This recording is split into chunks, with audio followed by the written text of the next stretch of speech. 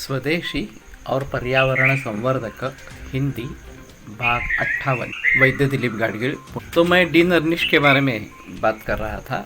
Dean अर्निश allopathy में MD cardiology इस प्रकार के है, अमेरिका में स्थित है।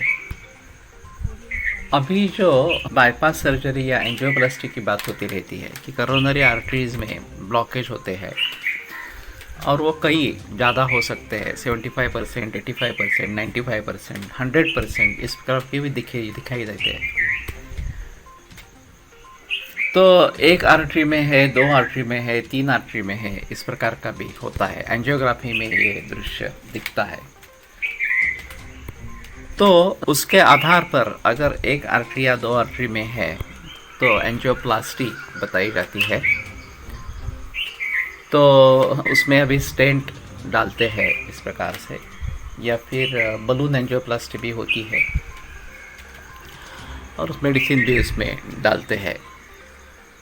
तो ये टेम्पररी रिलीज हो जाता है।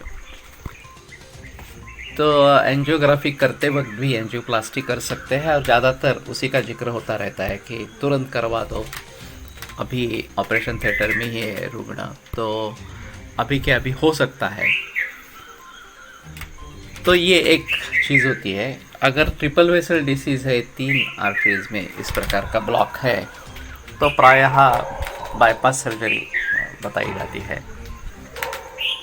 तो दूसरे किसी जगह से ये आर्टरी या वेन लेके, आर्टरी नहीं वेन ही लेके वहाँ पे रखी जाती है, और जो ज़्यादा ब्लॉक हो गई हो वो उसको रिप्लेस किया जाता है, उसके बदले में दूसरी सिरा वहाँ पे रख देते हैं।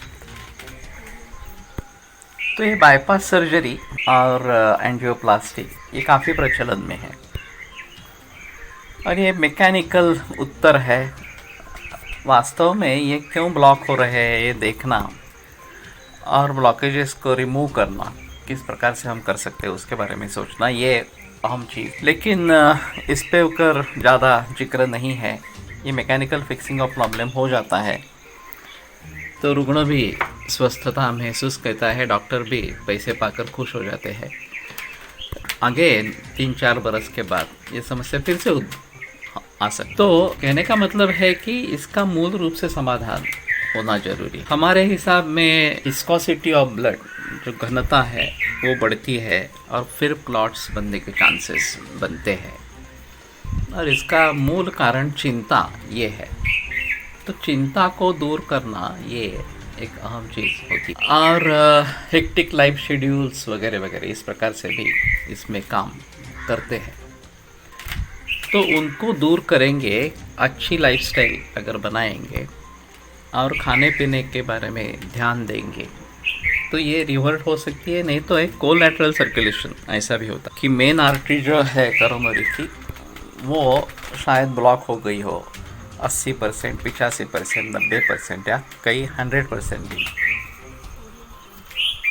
तो जब 100% आर्टरी ब्लॉक है तो आदमी जिंदा कैसे है, ये सवाल हो सकता है।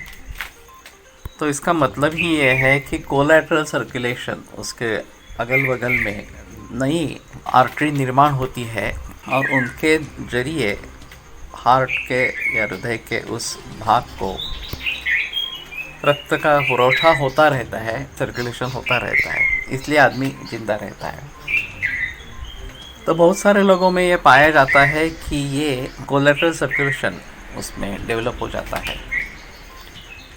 और फिर उसके जरिए काम चल सकता है। लेकिन एंजियोग्राफी का ही जिक्र किया जाता है। अगर पूरा सर्कुलेशन हार्ट का देखना चाहते हैं तो थैलियम स्कैन करके एक परीक्षण एलोपैथी में उपलब्ध है, मायोकार्डियल परफ्यूजन स्टडी इस प्रकार का उसको बोलते हैं। खर्चा एंजियोग्राफी इतना ही आता है, लेकिन ये पूरा सर्कुलेशन बता देता है। ब्लॉक हो तो भी अगर उस पार्ट को रक्त जा रहा हो तो इसके जरिए उसका पता चलता है।